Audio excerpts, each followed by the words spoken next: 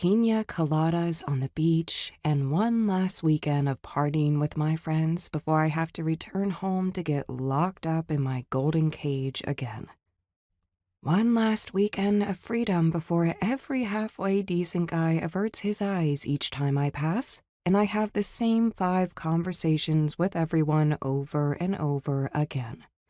Or maybe it's more like one conversation, because lately all our conversations end up on the same topic: war, death, of everyone we love.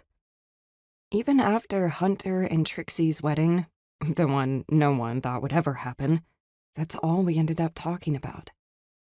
I love my family. I do. But freedom is better. I thought I would finally have that when I got my first real job in LA. Junior makeup artist for one of the year's top blockbusters and the single best experience of my life. I got the gig off a makeup video I posted that went viral, but even before that, I'd been applying for years to every such job I could find. It took me months to persuade my parents and everyone else to let me do it.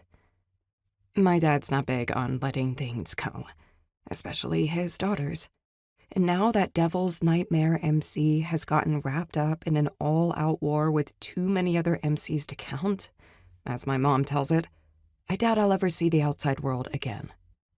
The bodyguards he had trailing me on set weren't even trying to blend in, which drove everyone crazy, especially me. Biker Club Princess was thrown around a lot, mostly behind my back, until I owned it. Now it's an inside joke with my friends, the people I spent almost every waking hour with for the last 3 months of filming. You tell your own story. You don't let anyone else tell it. Just one of the many things my dad taught me over the years. I just wish more of it was actually applicable to the real world, and not only to the biker world he's so dead set on sheltering me from. I didn't think this getaway to Tijuana would be sanctioned, so I didn't tell anyone I was going.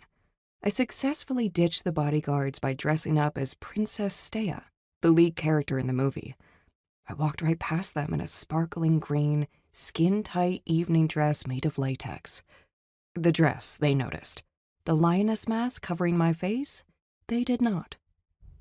My plan exactly. I'm not a biker club princess for nothing.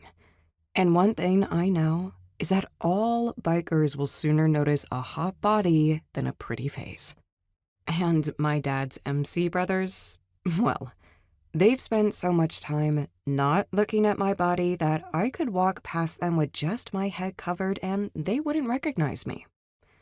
None of them followed me as I slid into the back of my friend Marsha's convertible, and we sped off the studio lot and down the highway to Mexico. We were already sipping the first round of pina coladas before they noticed I was gone. That's when my dad's angry texts started coming.